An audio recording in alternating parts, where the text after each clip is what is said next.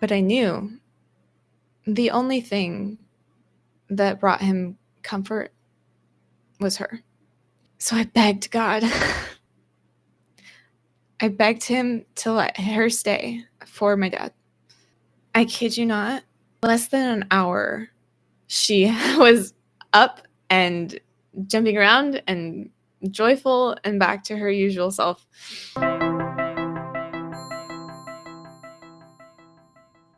Hello, family. Welcome back to the Explore the Extraordinary podcast, where we make extraordinary experiences into just plain ordinary experiences. And today I'm joined by Nella. And Nella works for the Other Side NDE and Crossing Over NDE YouTube channels, and also has her own personal project, Ether Reality. I definitely said it wrong again. Sorry. We already recorded this a little bit. So today I'm super excited to have you on the podcast because we've met in person at a couple of IANDS conferences, and it's such a great experience to be around other people who are collaborating on podcasts around getting this information about near-death experiences out. Before we started recording, Nella and I were talking about finding our purpose, and Nella shared that she has found her purpose in life, and I know that so many people are eager to hear about how do we do something like that. So I'd love if you could share some of your own journey with finding and falling into your purpose. Yeah, absolutely. Thank you so much for having me. So I think it's interesting the way that people talk about finding their purpose, right? It suggests that we have to look for it. But I was at the last IANDS conference and I was in the Experiencers Lounge, and Sean Lether said something that made a profound impact on me in the moment. He said, "It was my path to be off my path."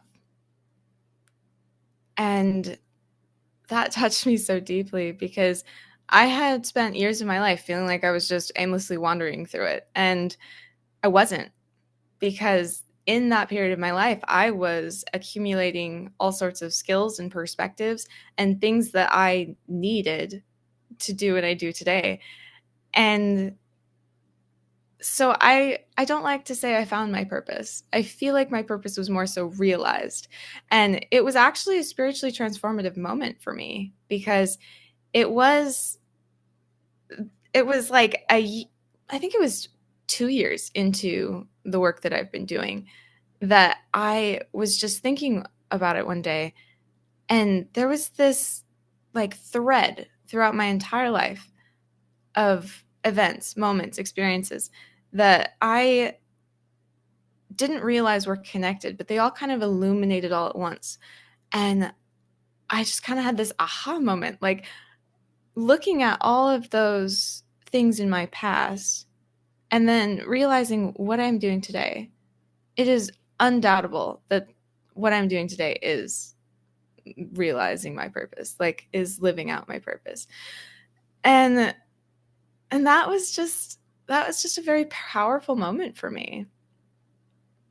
I want to ask you a little bit about the the conception of finding your purpose, and I feel like it's all mixed into this otherworldly creating space for experiencers to share. Can you share a little bit about one of your favorite near-death experiences that you've heard? Man, I've heard so many near death experiences.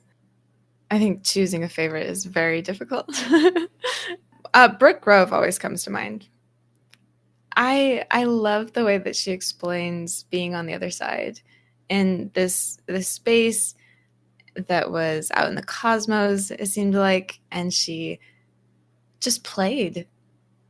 It was just simple, and she just played, and she didn't have a time frame. She didn't need to go back. She just got to enjoy the freedom of the space as long as she wanted to. And she encountered these two beautiful lights that she was enticed by and just felt this amazing bond with. And after she came back and integrated her experience and lived some more life, she realized that those two lights that she was engaging with were her children yet to be born. And I think that's a very beautiful experience. That is really beautiful. So tell me, were you like always a spiritual person? Were you always kind of into this sort of reality of understanding? Yes, I was. I was raised Christian, And there's kind of an interesting story there that I want to share because it's one of those moments in that thread that I was talking about that was illuminated. And I was like, oh my gosh, this has been a theme throughout my entire life. But when I was little, I think I was 5-ish. And I was told that if somebody were to put a gun to my head and tell me to deny God, to renounce my faith, to say no, and to let them shoot me. And if they put a gun to my mom's head or anyone in my family's head and told me to do that, to still just let them shoot them. And it's interesting to think about because you would think that telling a child that would have a negative impact on them, right? Would scare them or give them nightmares. Like, you're not going to tell your child that. But I understood the assignment. I was not threatened by that. That did not scare me. It helped shape my approach to faith. And it taught me that faith is the most important thing in life. And so when I was a teenager, I was thoroughly immersed in the New Age movement. And, that's quite threatening to people who have Christian narratives. But to me, it wasn't, because I recognized there was a lot of things that people were saying on both sides of the fence that were the same, yet they were throwing rocks over, like they, but I felt a sense of purpose. I felt like a calling, sort of, to break down the divide, to like bridge the gap between the New Age and Christianity. And I didn't really know how I was going to go about doing something like that, other than I'm a writer. So I did write a blog post for my mom's author website. And that was, I think, my first step. I just didn't know where it was going to go from there. One thing I did know is that writing was something that I'm good at, something that I enjoy doing. And throughout those years that I felt like I was stumbling through my life, that was the one thing that I could go to. And so eventually, when I got tired of the rat race and, 9-to-5 jobs and doing things that I hated, I decided that I was going to do freelance writing. And I started working with David. Uh, I was writing scripts for a cryptocurrency channel, but that was short-lived because that's a very complex topic, and it's very difficult to understand, yet alone teach. So I told David, and he said, well, it sucks losing a good freelancer because sometimes they can be few and far in between. So I'd love to keep working with you. We have other channels if you're open to, kind of job carving and finding where you can fit and how we could work together. And he told me about the near death experience channels. I, at this point, had never heard about near death experiences.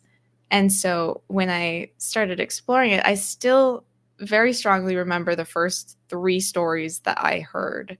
It was Scott Drummond, Vicky Noritic, and Mark McDonough. And when I saw those, something inside of me was just, yes. However, it was also somewhat threatening to my narrative, right? Because of growing up Christian. And I was concerned that I would lose faith, I guess. But what was interesting is that over time, I discovered that I didn't lose faith at all. Really, I felt like the near death experience stories were more in alignment with what Jesus stood for.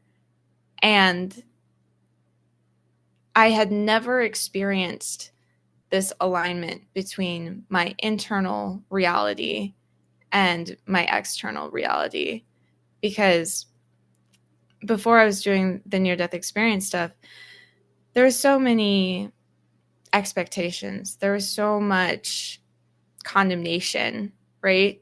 Um, I guess, in the church and in that societal narrative.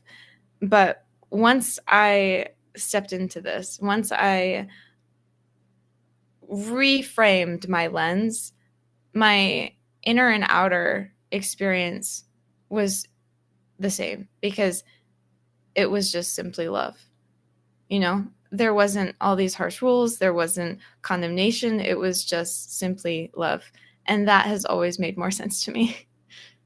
I think that it's cool to hear about a person's origin story and then how they come into this new information because it's not really taught to us in any sort of religion. And how do you come across it? How do you start to believe it? And I just love hearing that transformational journey of coming into acceptance of an open-minded new idea. And that is so poetic, the way that you were able to start working on things like this.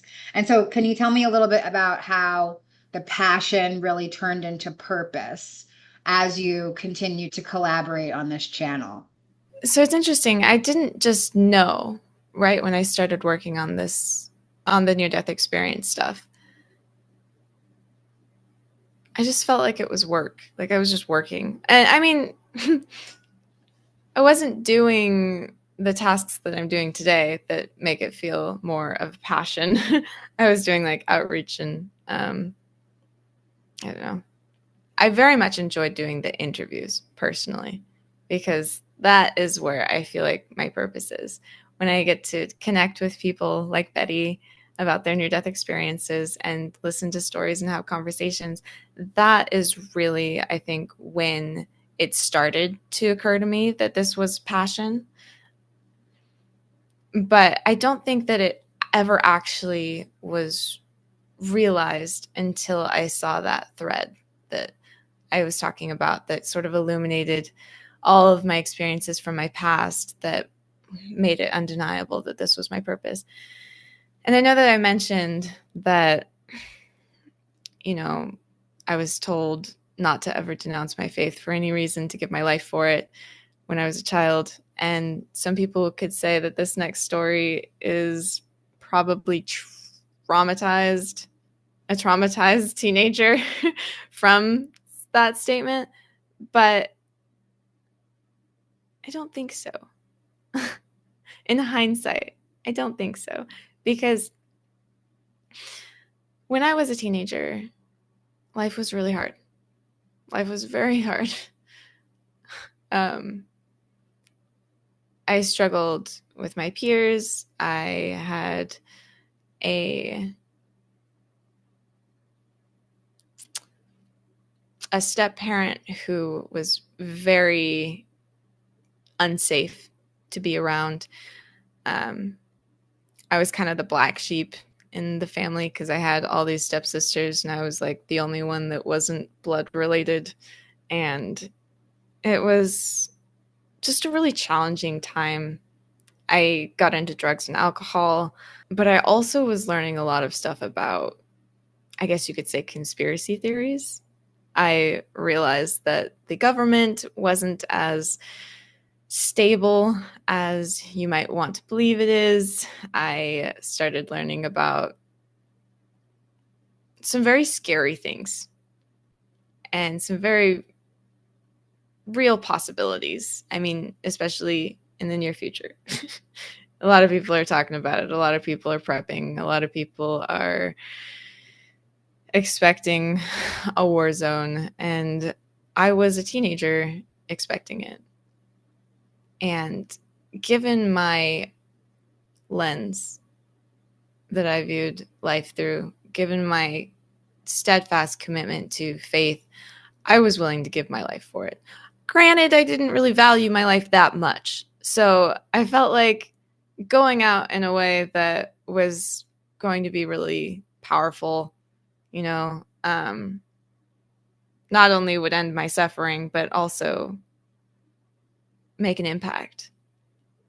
And I felt a deep, deep conviction, like a belief, like almost a knowing that I was going to give my life to make a spiritual impact on people. At that time, with what I had to work with, I thought that I was gonna like line up to be executed, make a speech or something, and just like very, very confidently go towards imminent death without fear. But I'm grateful to say that it's not going to look like that. Because when I did realize all these moments, I realized that I am giving my life to make a spiritual impact on people, but not in the sense in which I'm losing my life. I mean, time is passing by. It's a trade off, it's an exchange, and it's an exchange worth doing. I also had a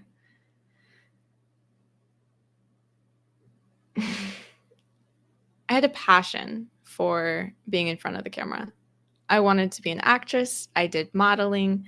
I very much enjoyed being in front of the camera, and I was 175% convinced that I was going to be an actress, that my place in life was in front of the camera, right? And even so much so to where I like never dreamt about having a family or getting married or doing those life things, because I was like, I know that having relationships is complicated when you're a movie star, and I don't want to get attached to that because I because like this is my trajectory and nobody could tell me otherwise. And so another moment that illuminated was when I realized that I'm sitting in front of a camera right now. And I wasn't wrong. I wasn't wrong that I was going to make an impact utilizing a camera. So that was just like another one of those moments. And my favorite movies were about people who died and afterlife stuff. If I Stay is a good one. There's a whole bunch of other ones, but I also remembered reading this book when I was in middle school, either that or freshman year in high school, and it was called Afterlife by Gary Soto. And it was about a boy who got stabbed in his school in I think he was in middle school too or high school or something. And then he left his body and he floated around, and it was just kind of his afterlife journey. And that made such a big impact on me. Like I just felt so connected to this book. And then there was another book called The Rooms of Heaven that was an autobiography of a woman who um the man that she loved had died, and she, as she put, lost her mind in communication with him from the afterlife. And then she ended up in a psych ward and she got out. Anyway, I felt like this insane connection to this book, and I couldn't explain why. It was a library book. I didn't return it. I kept it. But I ended up paying for it.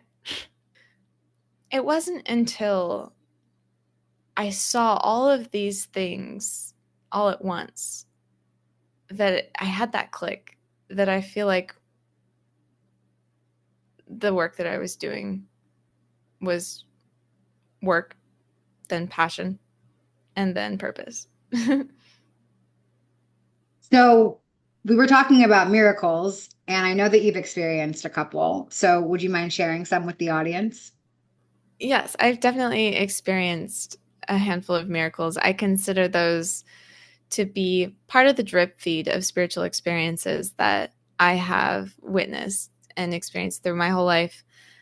And when I was 14, 15, I think I was 15. Yep.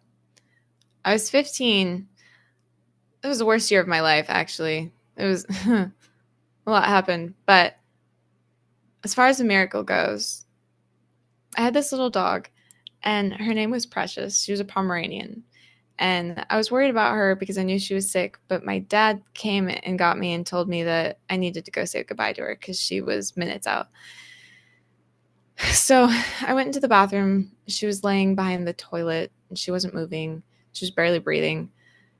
And I didn't want to say goodbye to her. I said a prayer instead. But it wasn't a prayer for me. It wasn't a prayer for her. It was a prayer for my dad. Because it was right after he got divorced. My stepmom and my stepsister moved out. And he was in a chapter of his life that was really dark. He wasn't there for me anymore. We didn't talk much. He stopped saying goodnight to me. He was very much in this la la land of grief, and it seemed like he was really lost. But I knew the only thing that brought him comfort was her. So I begged God. I begged him to let her stay for my dad because he needed more time. He needed more support that he wouldn't let me give to him. I kid you not, like less than an hour she was up and jumping around and joyful and back to her usual self. And me and my dad were both shocked. But I knew in my heart that that was 100% God answering my prayer. But what was interesting about that is that she was very clearly on borrowed time because she lived just long enough to get my dad through that season.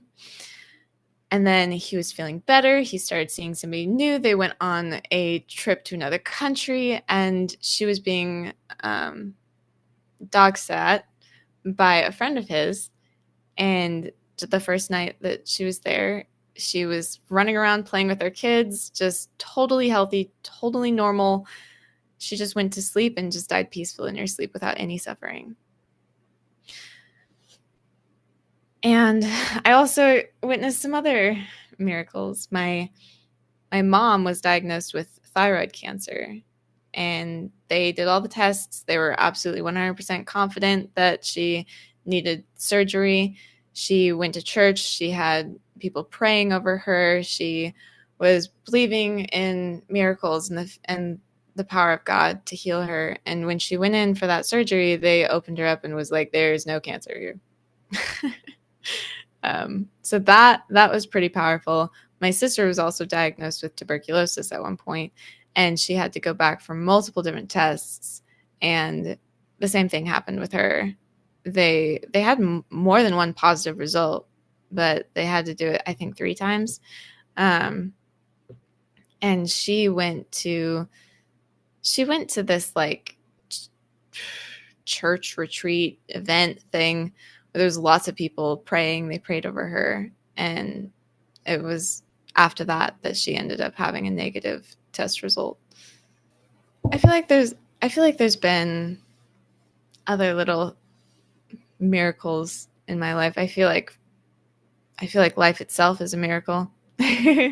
But those are the 3 big stories, I guess, of miracles that come to mind. I love those. Okay, so I want to ask you something about your work. Okay. So you've listened to hundreds, maybe thousands of experiencers. And I'm wondering if you've been able to come up with a common theme or an underlying truth to the near-death experience. That's a great question. And absolutely. I feel like everybody has their own personalized experience, right?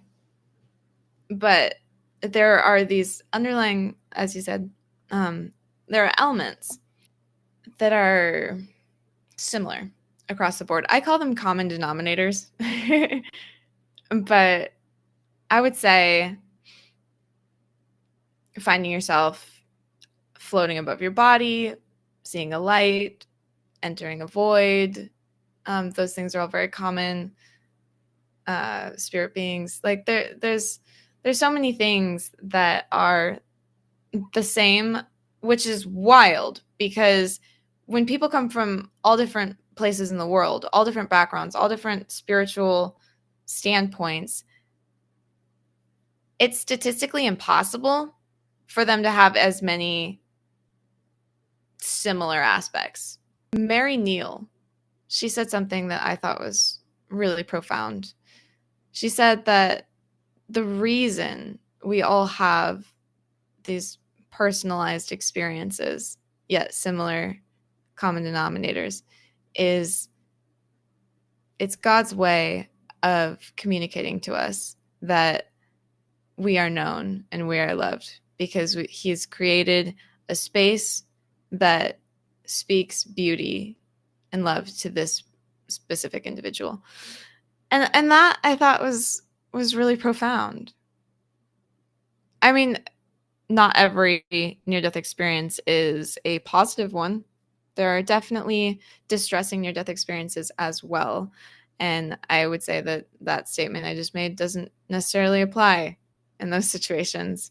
Even for the distressing near-death experiences, there are similar common denominators. One thing I've recognized, and there's always the exception to the rule, of course, but I've noticed that people who have distressing near-death experiences are often from religious backgrounds. And one thing I also know for sure is that if you do find yourself in a distressing near-death experience, all you have to do is reach out for help.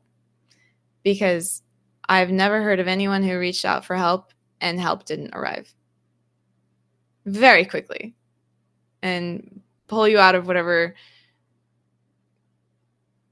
dimension you were in while experiencing this hell. That same thing applies in the earth experience. That doesn't even have to happen in just a near-death experience. If you have somebody who's looking for support or help while you're here, just reach out, say it, speak it out loud, and it will come to you. And I'm super grateful for this time that we've spent together today. I'm wondering if there's anything else that you'd like to share to feel more complete. A big focus of this conversation has been me finding my purpose. And I know there's so many people out there that are feeling lost in life, feeling like maybe they don't have a purpose or they don't know what it could possibly be. And I'm telling you right now, feeling like you're off your path is your path. Right now, you could be acquiring skills, gathering insights, meeting the right people. And with enough faith and enough patience, I pray that everyone has that moment where their purpose is realized. Nella, thank you so much for joining us today. Super, super grateful. And can you just let people know how they can get a hold of you if they want to connect? So we have the other side, NDE, which a lot of you are probably familiar with. And my channel, my personal podcast, where I actually participate in the conversation, is linked in all the descriptions on the video. It's Ethereality, and you can find my videos there and hear more about the interviews that I do and more about my experiences. Thank you so much. We'll see you next time.